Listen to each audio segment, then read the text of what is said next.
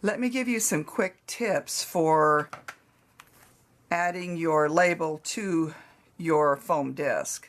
First, you will take your label and you're going to want to cut out around the green line. That'll be the first thing that you need to do. You want to make sure you have a new clean disc, and once this is cut out, and make sure that your hands are clean and not oily. And you want to touch your backing, your sticky backing, as little as possible. So the easiest way to get this off of the backing is you're going to pull the center out,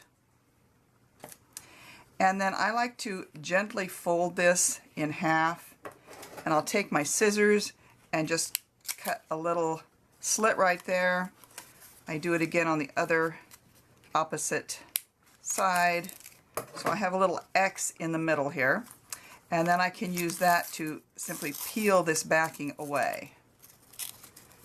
Remember, try and touch it as little as possible. You are going to have to touch it some. Okay, then all you will need to do is simply place it so that your points are going to be coming out into one of these slits and grooves here.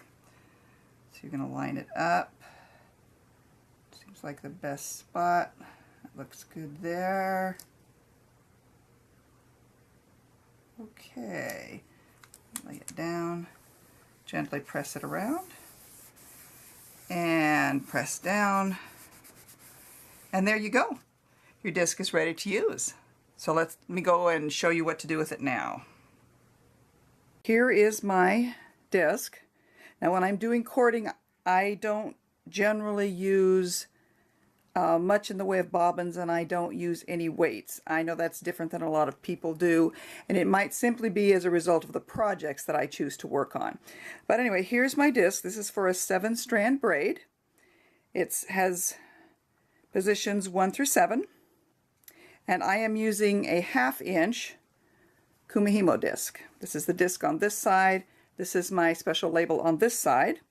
I have my cords on, and for in the interest of showing you on video, I do have a few beads on little paper bobbins. Generally, I like to do my braiding just like I do beadwork, which is 1 bead at a time. So if I'm using a needle and thread in beading, I put on 1 bead, I place the bead, and I finish it off. So I tend to do the same thing with braiding. I put my bead on, and then I finish it off. Alright, so I've positioned my cords. I have 7 strands, and they were in all of the positions except number 8 is open. Now this particular braiding technique is a European braiding technique.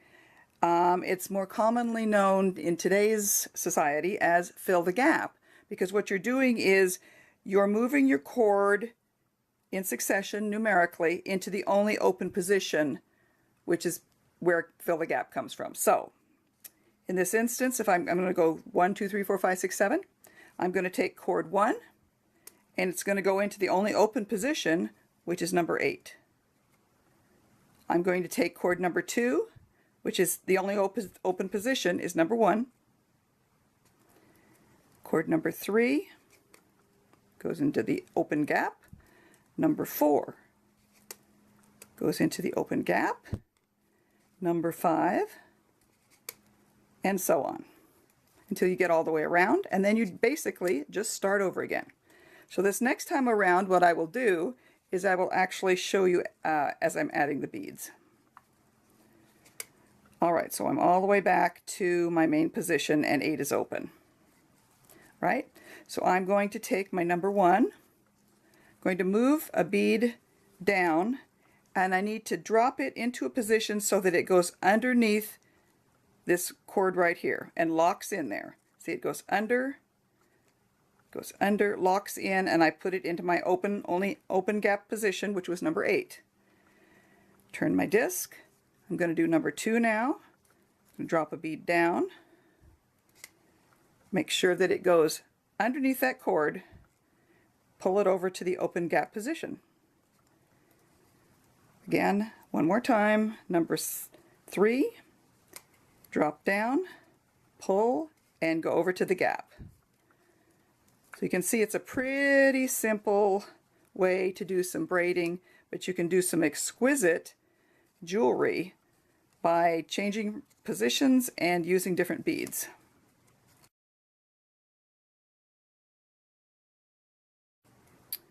Okay, so that's how I do 7-cord braiding with a flexible cord.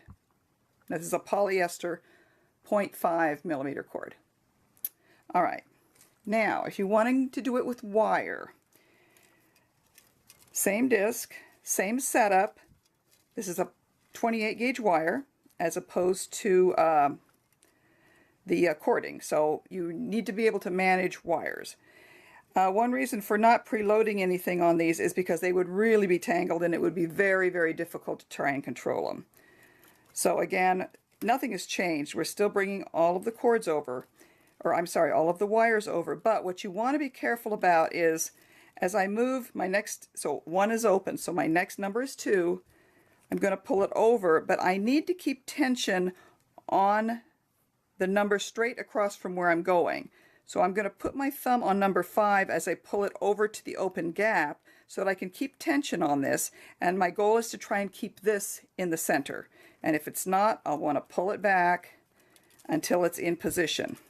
Okay, so my next number would be 3, so I'm going to bring 3 across, keeping my thumb on 6 so that I can pull tension straight across on number 2 where the open gap was. One more time, I'm bringing up 4, keeping my thumb on 7, bringing straight across so that I can pull tension, and there goes number 3. Now, when you want to add beads, like I say, I do it more like beadwork where I'm adding them one at a time.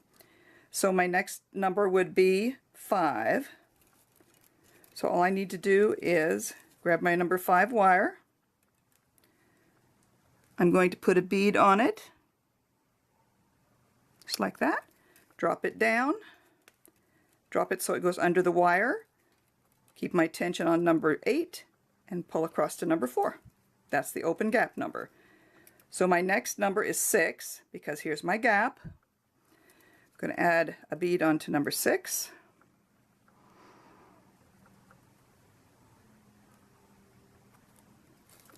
Drop it down. You can place it by pushing it down under that wire, but make sure you come back over to the wire directly across so that you can keep the tension on there. Go to number 7, add the bead, drop it down, place it under the wire, hold the one directly across, number 2, so that I can pull my tension across. And that's all there is to it. It's a pretty simple technique, it's fun, and there's all kinds of great ideas that I'll be coming up with that you can do with both the cording and the wire, so be sure and check back. Appreciate you checking in at Eddyville, and we'll see you soon. Thanks so much.